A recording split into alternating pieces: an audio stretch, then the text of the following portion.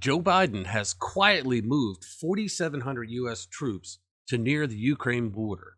Now, it's not like it's a secret that 4,700 troops, with all the equipment and everything else that goes with it, arrives on the Ukrainian border. So why didn't we get any news stories on this prior to the deployments?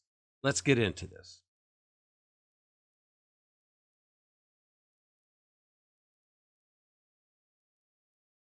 Hello and welcome back to the channel. My name is Rich, and in this episode of RPW Media, we're going to be discussing the Biden administration quietly moving 4,700 U.S. troops to the Ukrainian border.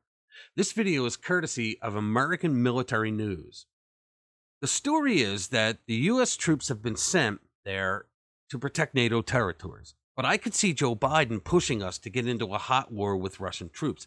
I swear to God, I believe this whole Ukraine thing with the Democrats this year is nothing more than a cover-up exercise for the corruption that went on during the 4 years of the Obama-Biden administration inside Ukraine. And I'm not just talking about Hunter Biden with the Burisma Holdings scam. I'm talking about things that Lieutenant General Mike Flynn talked about, where the Democrats were involved in massive corruption, making millions of dollars inside the corrupt government of Ukraine. And also, do you remember when the Pentagon reported that $7 billion just disappeared? They didn't know where it went. Well, other rumors came out that that was Barack Obama who took that money and used it to fight a proxy war in Ukraine because the Russians went into Crimea. He never told the Congress about that, but I'll have to save those stories for another video. Now, it's bad enough that the Biden administration is moving us towards a war with Russia, but he has totally destroyed our military, driving away a lot of soldiers and veterans and killing recruitment with wokeness and COVID lockdowns and vaccine mandates. Now, the Biden administration now has 4,700 U.S. troops with the 101st Airborne Division near the Ukraine border in Romania. They're holding live fire exercises inside Romania near the Ukraine border, about 3 miles out. These exercises could be practice for US and Romanian troops to cross the border to take on the Russians. We don't know because, like everything else the Biden administration does, they're being very quiet about it. Now, I don't trust a damn thing that this administration tells us anyway, so it's just as well that they remain silent. Now, it just so happens that these war games come at the same time that NATO was holding a long-planned nuclear war exercise in Europe. Earlier this week, British Defense Secretary Ben Wallace made an emergency flight to Washington to hold talks on possible strategies.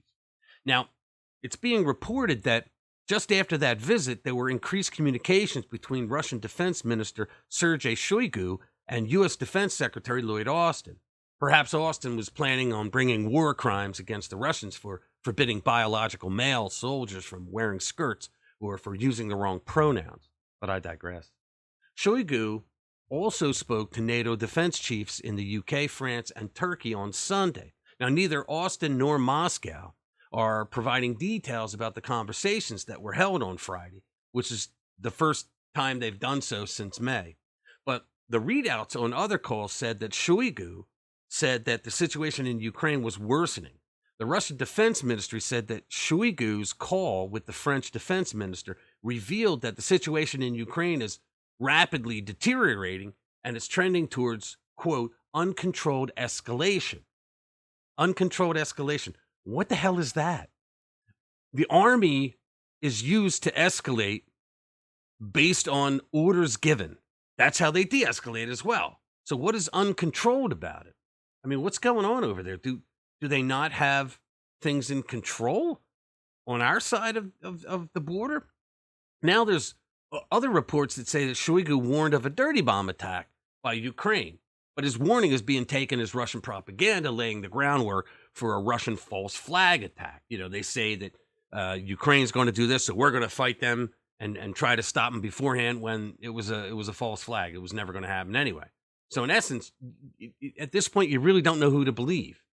But after Shoigu made the warning, the NSC spokesperson rejected the claims as transparently false allegations and said, quote, "The world would see through any attempt to use this allegation as a pretext for escalation."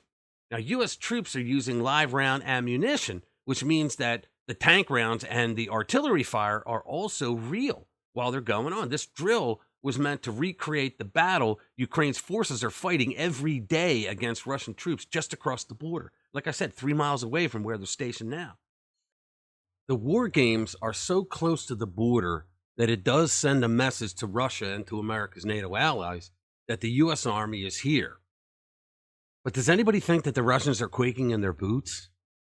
Especially knowing what the Biden administration and Lloyd Austin and Mark Milley have done to our military? Now, I knew this bumbling fool in the White House would get us involved in a war. We went 4 years under Trump with no new wars. In fact, a hell of a lot of peace broke out under Trump in the Middle East. So the Screaming Eagles commanders told CBS News repeatedly that they're always ready to fight tonight. And while they're there to defend NATO territory, if the fighting escalates or if there's any attack on NATO, which I don't think there will be, they're fully prepared to cross the border into Ukraine. Yay! I still don't understand why they've set it up. The left in this country, the fake news and all, they've set it up so that you cannot question why the Democrats are so hell-bent on getting the war going in Ukraine. And you are a puppet of Putin if you question it. But so that's what's going on now. So now, we have 4,700 troops currently that are sitting on the border of Ukraine and Romania.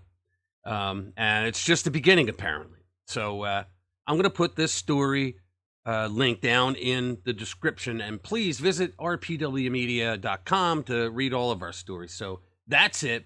Thanks for being with us, and we will see you in the next one.